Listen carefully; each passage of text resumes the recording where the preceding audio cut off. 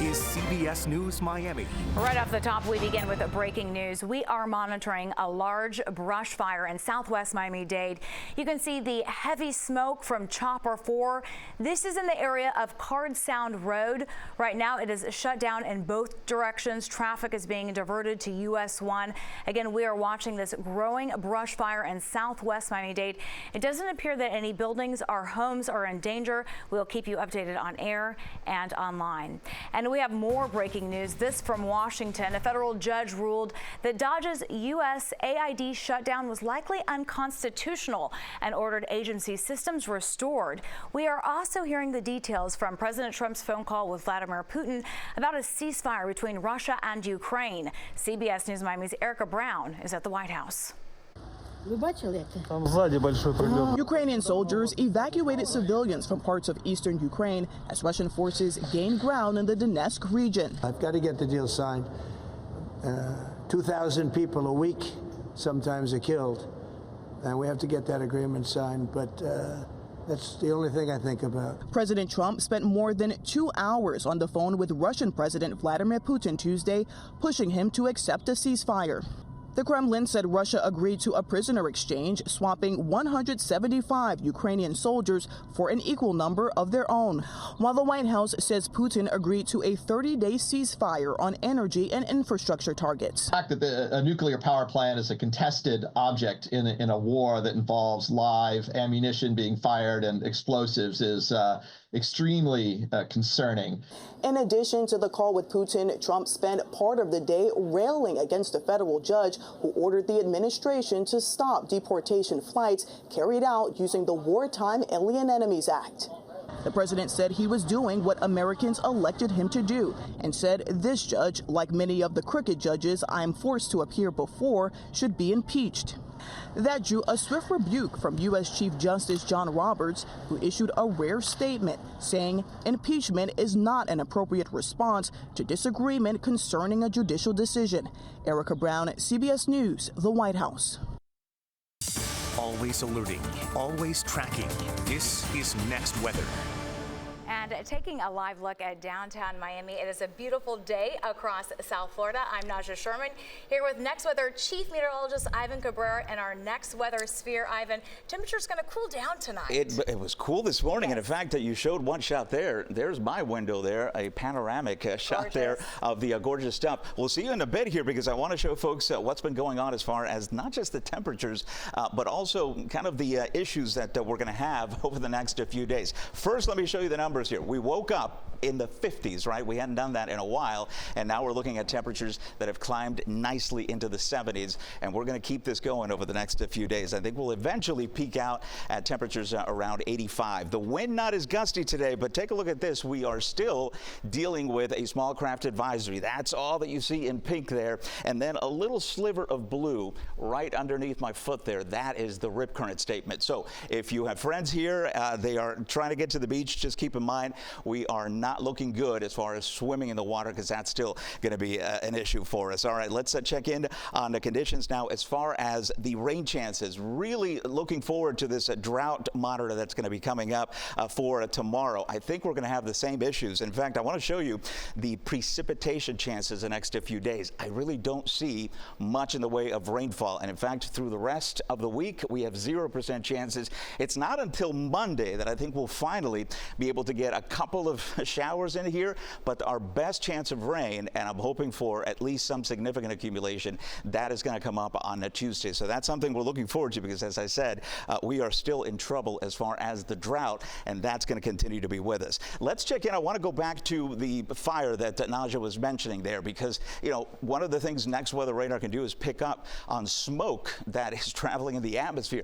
Take a look at this. There's two fires. Let's just set that right away. This is the one that we're familiar with that's been ongoing for the last few days. This plume goes for miles all the way down into the bay. That is significant, and I think that's going to be causing problems for the 18-mile stretch. Let's get a little bit closer because it's not the only fire that we're dealing with here. The one that we showed you from Chopper 4, it's a little less visible on radar, but there is the plume there, and that is the one that is impacting with the Northern Keys, particularly Key Largo. And all of this is being fanned by a strong strong wind. It's not as gusty as yesterday, but you can see the smoke going right over neighborhoods there, and that's why they're having issues there. Hopefully they'll be able to get that under control. As far as the current wind gusts, we're still dealing with 50 to 25, but look at Homestead now reporting a wind gust. Last check, it was 15 miles an hour. The winds are a little bit gusty up towards the north. We're still clocking between 20 and 30 miles an hour, and because the humidity is so dry and the winds are still up, that is going to continue to pose a fire danger for us, as you saw there, of course, in Key Largo. As far as temperatures in the 70s, as I mentioned, and we're going to continue this climb. It is going to continue to be nice with high pressure right over us, and that is going to be bringing us highs. Eventually, as the high slides to the east, we're going to get that return flow, and I think that's what's going to get us with temperatures in the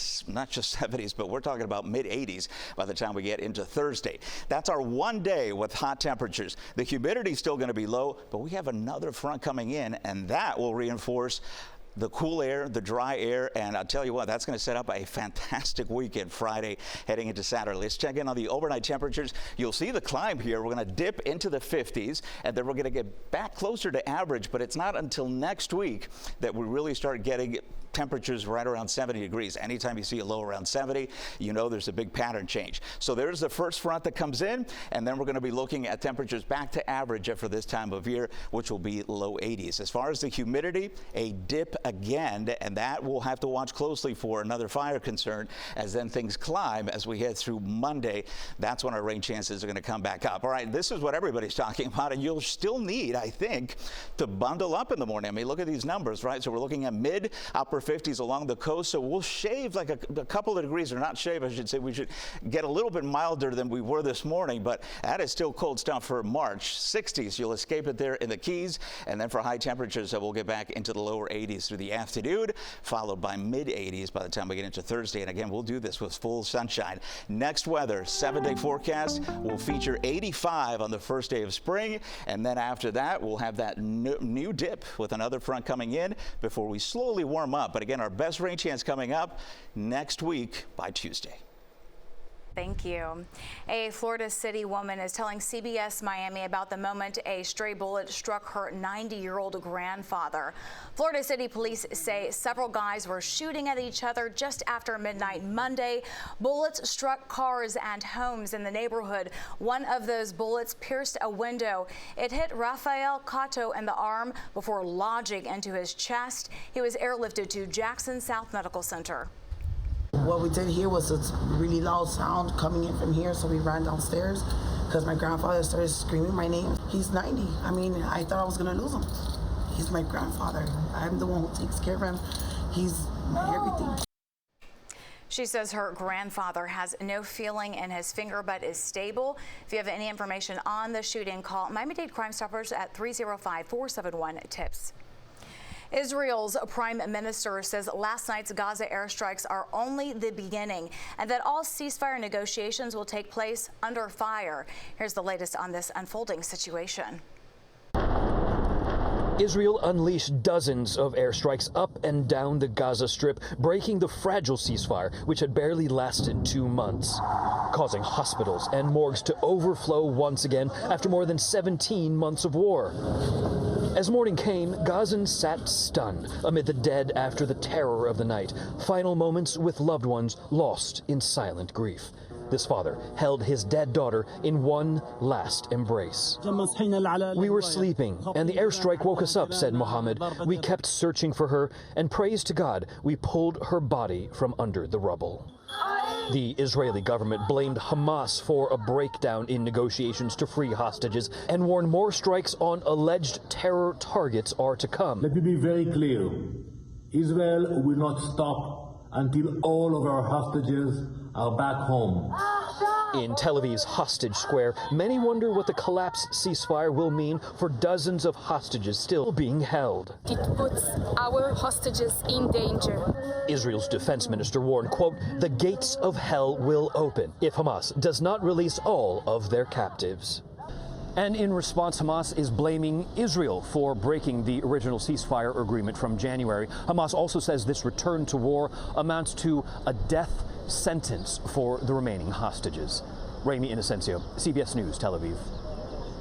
When we come back, the clock is ticking on the months in the making return for the 2 astronauts stuck in space. We are mapping out the hour they are finally expected to touch down on Earth. Could a simple swab test hold the key to a longer life? We want to be able to find diseases before they happen. It's preventive medicine. CBS News Miami's Betty Wynn shows you how genetic testing can help you biohack your way to better health. Wednesday morning at 6. 9 months later, the Starliner astronauts are on the verge of coming back to Earth once again. CBS News Miami's Christian Benavides has more on their return. Good leak checks on the suits, good integrity on those suits. It's the end of a space saga for astronauts Butch Wilmore and Sonny Williams following their extended stay at the International Space Station. Parting Crew 9 crew members posing for some final photos. The pair, along with a fellow astronaut and a cosmonaut, undocked from the ISS overnight for the return to Earth in a SpaceX Crew Dragon capsule. Freedom is free of its moorings. It's a long overdue trip for Wilmore and Williams.